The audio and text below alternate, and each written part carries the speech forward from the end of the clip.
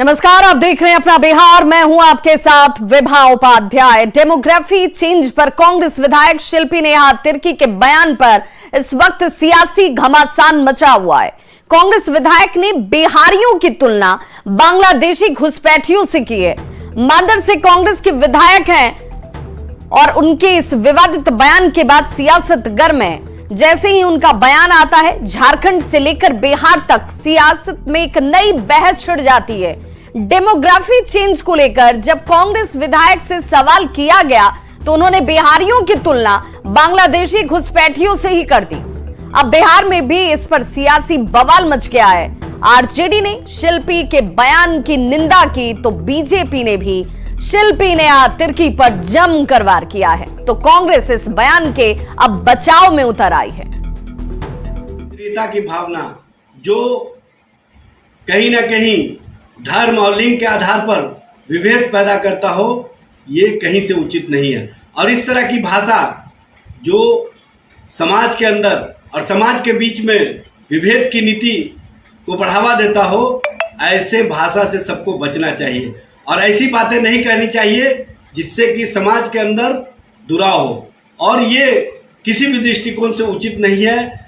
दुनिया जानती है कि बिहार ज्ञान की धरती रही है, बिहार प्रतिभावानों की धरती रही है। बिहार के लोग राज्य, देश ही नहीं दुनिया में भी अपना परचम लहराया है। बिहार के लोग दुनिया के कई देशों में राष्ट्राध्यक्ष की भी भूमिका में रहा है। इसलिए बिहार के लोग देश और दुनिया में अपना प्रतिभा का परचम लहराते रहा है।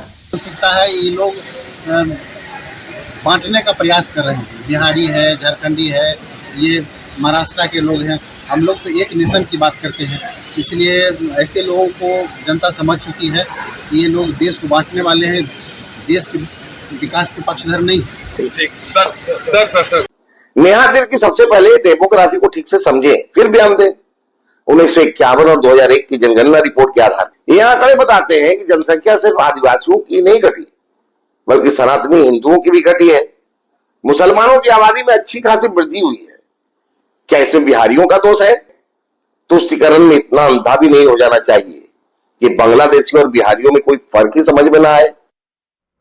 तो कांग्रेस विधायक शिल्पी नेहा तिर्की के बयान पर चिराग पासवान ने कहा कि क्षेत्रवाद फैलाने का प्रयास समय समय पर विपक्ष के नेता करते रहते हैं। ये कोई पहला मौका नहीं है, इससे पहले भी इस तरह की सियासत की गई है। बिहारियों में इतना सामर्थ्य है कि आज सबसे बड़े पदों पर बिहार के लोग मौजूद हैं। हर राज्य की अर्थव्यवस्था मजबूत करने में इन्हीं बिहारियों का योगदान भी है। बड़े बिजनेस हाउस में देख लीजिए, बिहार के लोग वहां आपको मिल जाएंगे। चिराग पासवान ने कांग्रेस पर बांटने की साजिश का आरोप लगाया। ये क्षेत्रवाद फैलाने का प्रयास विपक्ष के नेताओं के द्वारा से समय समय पर होता रहा है। कभी जाति के आधार पर, कभी धर्म के आधार पर, कभी क्षेत्र के आधार पर। मुझे खुशी है इस बात की बिहारियों में इतना सामर्थ्य है। आप सबसे बड़े पदों से लेकर एक मजदूर की श्रेणी में भी आप देखिएगा तो देश के हर राज्य में एक महत्वपूर्ण भूमिका बिहारी निभाते हैं। आप बड़े बड़े बिजनेस हाउसेस में चले जाइए, वहाँ पर आपको बिहारी मिलेंगे। बड़े बड़े मीडिया हाउसेस में आप चले जाइए, बड़े बड़े पदों पर वहाँ पर आपको बिहारी मिलेंगे। कहने की ज़रूरत नहीं है, सबसे ज़्यादा IAS IPS ऑफिसर्स हमारे बिहार से आते हैं। बड़े बड़े अधिकारियों के पद पर विभिन्न राज्यों में। पर जो लोग ऐसी टिप्पणी करते हैं वो लोग सिर्फ क्षेत्रवाद के आधार पर बांटने की साजिश करते हैं। तो देखिए, बिहार के डिप्टी सीएम विजय सिन्हा ने कांग्रेस विधायक शिल्पी नेहा तिर्की के बयान पर आपत्ति जाहिर की। डिप्टी सीएम ने कहा कि ऐसी सोच बहुत दुखद है और दुर्भाग्यपूर्ण भी। आज भी झारखंडवासी बिहारी शब्द से अपने आप को गौरवान्वित महसूस करते हैं। दुखद दुर्भाग्यपूर्ण सोच है।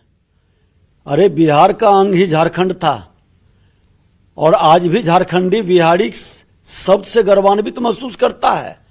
और बिहारी के साथ इस तरह की भावना कहीं न कहीं झारखंड और बिहार के अंदर एक बड़े आबादी के दुराव की भावना, तुष्टीकरण की राजनीति में इतना नीचे लोग गिरेंगे कि बांग्लादेशी प्रिय हो गए और बिहारी दूर नजर आने लगे। अरे ये बांग्लादेशियों की जमात की राजनीति करने वाले जो घुसपैठियों की जमात का समर्थन करते हैं, बिहार और झारखंड की जनता उसको माफ नहीं करेगी। और चलिए अब आपको सुनाते हैं शिल्पी तिर्की जो हैं, उन्होंने कहा क्या था जिस पर इस वक्त झारखंड से लेकर बिहार तक की सियासत गरमाई हुई है। रांची में जो डेमोग्राफी चेंज हुआ है और यहाँ के आदिवासी मूलवासी कालीन में जैसे गंदगी को समेटा जाता है कि धूल को नीचे कालीन के नीचे ढांक दिया जाता है, उस तरह से इन लोगों ने यहाँ के आदिवासी मूलवासी को कहीं कोना खोमचा स्लम्स में ढकेल के रख दिया है। डेमोग्राफी चेंज का यहाँ क्यों नहीं बात करते? रामगढ़ में आज मुखिया कौन बनता है? बिहारी लोग बनते हैं, बिहार से आके। वो सब चीज़ें नहीं दिखती हैं इनको, उसके बारे में इनको बात करना चाहिए। उसके बाद संथाल के बारे में भी हम लोग बात करेंगे। तो बिहार विधानसभा में सीएजी रिपोर्ट पेश करने के बाद सियासत इस पर भी जारी है। आरजेडी ने यह आरोप लगाया कि बिहार में भ्रष्टाचार चरम पर है, हर विभाग में लूट मची हुई है। आरजेडी का कहना है कि बिहार के कई विभाग पैसों के खर्च का सही हिसाब सरकार को दे ही नहीं रहे। इस पर पीएम और सीएम दोनों को ही संज्ञान लेना चाहिए। ये बता रही है कि बिहार में भ्रष्टाचार चरम पर है। अब इस पर ज्ञान देना चाहिए, संज्ञान लेना चाहिए आदरणीय प्रधानमंत्री जी को, केंद्र सरकार को भी, और आदरणीय मुख्यमंत्री श्री नीतीश कुमार जी को बताना चाहिए सरकार में बैठे हुए लोगों को कि ये गड़बड़ी, ये भ्रष्टाचार क्या बता रहा है, ये कौन सा राज है। आरजेडी के आरोपों पर हालांकि मंत्री नितिन नवीन ने पलटवार किया। नितिन नवीन ने कहा कि जिनके शासनकाल में बिहार में लाखों करोड़ों का भ्रष्टाचार हुआ, आज वही लोग सवाल उठा रहे हैं। उन्हें पहले अपने खुद के गिरेबान में झांकना चाहिए। उन्होंने कहा कि उनके विभाग में जो भी अधिकारी दोषी पाए जाएंगे उन्हें बख्शा नहीं जाएगा, कार्रवाई उन पर जरूर होगी। नितिन नवीन से बात की संवाददाता अमित कुमार ने। सीएजी की रिपोर्ट पर विपक्ष जो है वो सवाल खड़ा कर रहा है। करा कि कई विभाग है जिसमें आपका नगर विकास आवास विभाग भी है, पंचायती राज विभाग है, जिसमें हजारों करोड़ का जो खर्च है उसकी जानकारी नहीं साझा की जा रही है।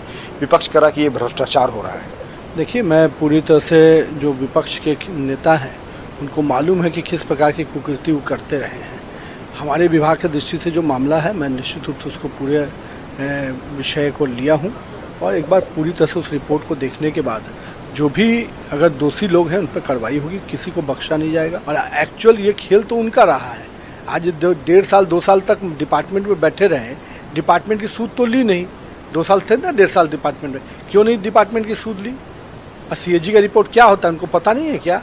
1 साल पहले का रिपोर्ट आता है, उस समय आप कौन था डिपार्टमेंट का मंत्री? ने रिपोर्ट किया है, पर पूछ के अध्ययन करेंगे और अध्ययन करने में अगर 1 रुपया का भी कोई दोषी है तो उस पर भी कार्रवाई होगी।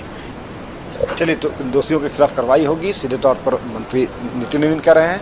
अमित कुमार, न्यूज 18 पटना।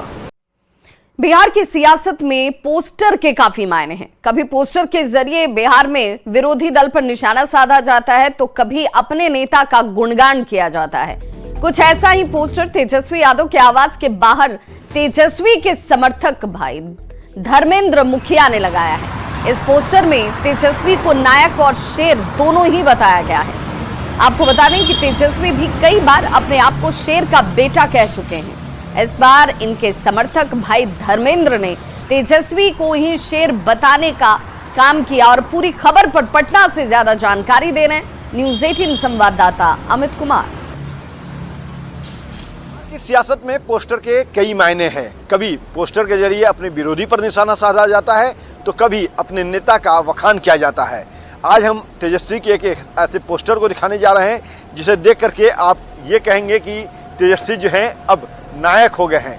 देखिए, तेजस्वी यादव को इस पोस्टर में नायक बताया गया है और खास बात इस पोस्टर की ये भी है कि इस पोस्टर में तेजस्वी को जो है वो शेर की तरह दहाड़ता हुआ दिखाया गया है। बताते चले कि तेजस्वी यादव जो है वो लोकसभा चुनाव हो, विधानसभा चुनाव हो या उपचुनाव हो, लगभग सभी चुनावों में तेजस्वी अपने आप को शेर का बेटा बताते हैं। लालू प्रसाद यादव को शेर बताते हैं और कहते हैं कि मैं शेर का बेटा हूं, किसी से डरने वाला नहीं। और सीधा हमला जो होता है वो तेजस्वी यादव का वो केंद्र सरकार और बिहार सरकार पे होता है। लेकिन यहाँ पे इस पोस्टर में तेजस्वी को ही शेर के रूप में दिखाया गया है और तेजस्वी को जो है वो नायक बताया गया है। यह पोस्टर जो है वो धर्मेंद्र भाई धर्मेंद्र मुखिया के द्वारा लगाया गया है, जिनकी तस्वीर भी इस पोस्टर में है। तो कहीं न कहीं कह सकते हैं कि पोस्टर के जरिए विरोधियों पर निशाना साधना और अपने नेताओं को खुश करना बिहार की सियासत की कह सकते हैं तो एक पहचान सी बन चुकी है, जो इस पोस्टर में नजर आ रही है। अमित कुमार, न्यूज 18 पटना। तो बीजेपी के दिल्ली स्थित मुख्यालय में मुख्यमंत्री परिषद की अहम बैठक आज भी चल रही है और इस बैठक में बीजेपी शासित राज्यों के मुख्यमंत्री और कई केंद्रीय मंत्रियों की मौजूदगी है। पीएम मोदी भी दूसरे दिन इस बैठक में शामिल हो रहे हैं। लोकसभा चुनाव के नतीजों के बाद हो रही ये बैठक पार्टी के प्रदर्शन पर चर्चा अपने आप में बहुत खास हो जाती है। साथ ही आगे की रणनीति क्या होगी इस पर भी मंथन किया जा रहा है। इस बैठक में बिहार के दोनों डिप्टी सीएम, चाहे वो सम्राट चौधरी हो या फिर विजय सिन्हा, वो भी शामिल हैं।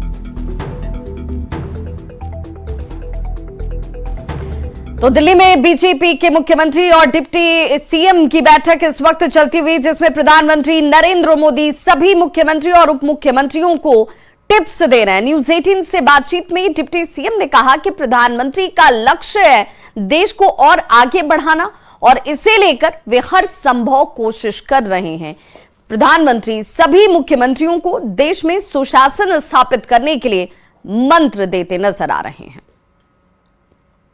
मंत्री परिषद की बैठक में माननीय प्रधानमंत्री जी का सभी स्टेट के जो हमारे मुख्यमंत्री उप मुख्यमंत्री हैं सबके विचार आते हैं। अच्छे कार्यों को हम लोग सब एक दूसरे को आदान प्रदान करते हैं और आज जो ज्वलंत समस्या है, हम कैसे सुशासन स्थापित करें, कैसे विकसित भारत, विकसित बिहार, विकसित राज्य को आगे बढ़ाएं और किस तरह से हम ज्यादा से ज्यादा लोगों को पूरी तरह से पारदर्शिता के साथ सरकार की योजनाओं का लाभ पहुंचाएं।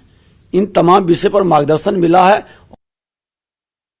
तो नीति आयोग की बैठक में ममता बनर्जी के मीटिंग छोड़ने और माइक बंद करने के आरोप पर सियासत जारी है। आरजेडी के पूर्व एमएलसी सुनील कुमार सिंह ने इसे चिंता का विषय बता दिया। आरजेडी नेता ने कहा कि यह गंभीर विषय है और ऐसे में लोकतंत्र आखिर बचेगा कैसे।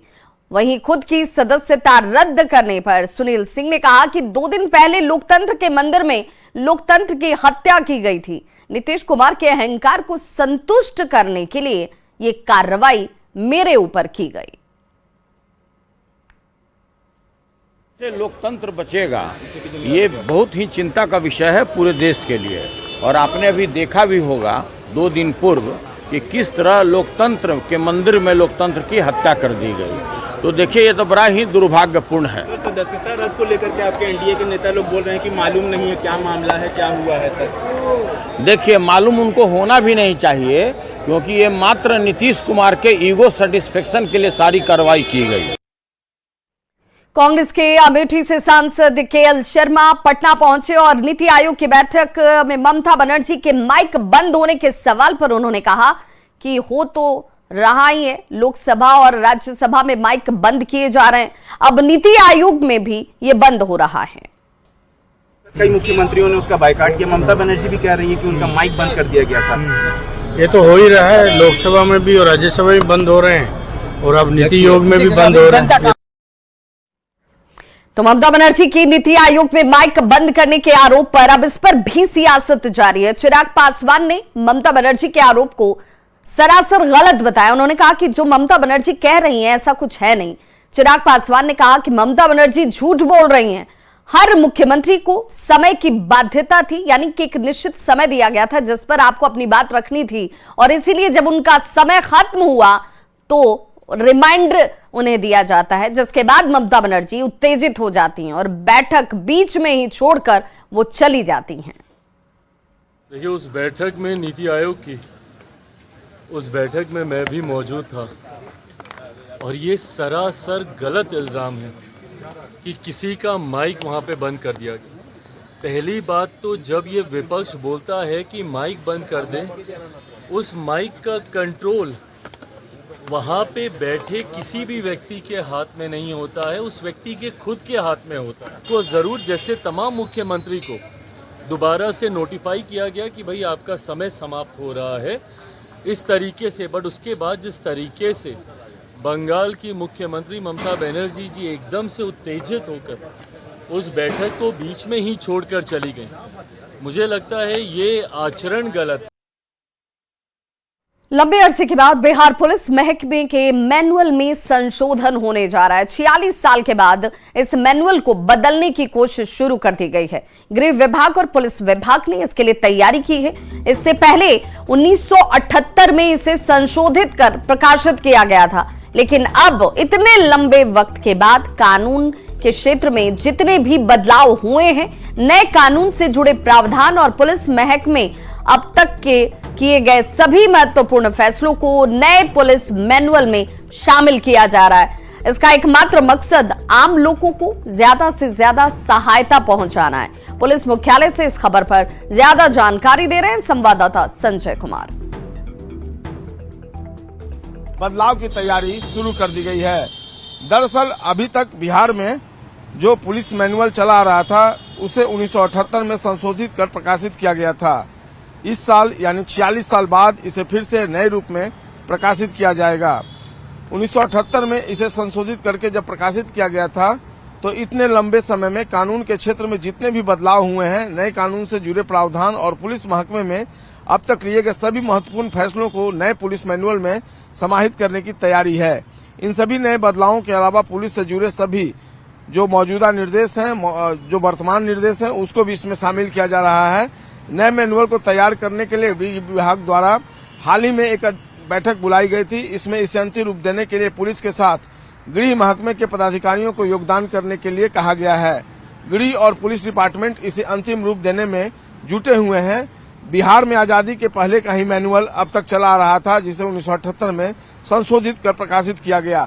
तो निश्चित तौर पर अब जो ये फैसला लिया गया है, इससे कई जो नए कानून में प्रावधान किए गए हैं उनको समाहित किया जाएगा और इसका अंतिम उद्देश्य कहीं न कहीं जो आम लोग हैं उनको फायदा पहुंचाना है। देखना होगा अब नए पुलिस मैनुअल के तहत जब पुलिस डिपार्टमेंट काम करेगा तो इससे किस तरह का बदलाव देखने को मिलेगा धरातल पर और लोगों को इससे किस हद तक फायदा पहुंचेगा। कैमरा पर्सन अमित कुमार के साथ संजय कुमार, न्यूज 18 पटना।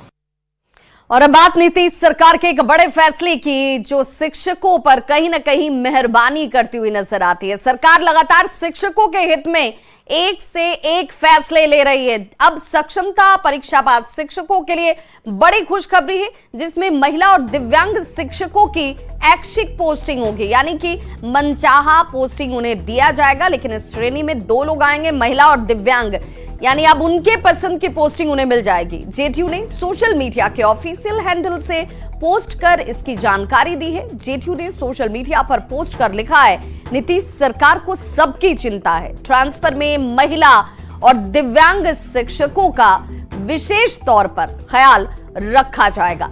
महिला और दिव्यांग शिक्षकों को ऐच्छिक पोस्टिंग मिलेगी ताकि स्कूल आने जाने में उन्हें परेशानी ना हो। बिहार में 1 अगस्त से सक्षमता पास शिक्षकों की काउंसलिंग होनी है।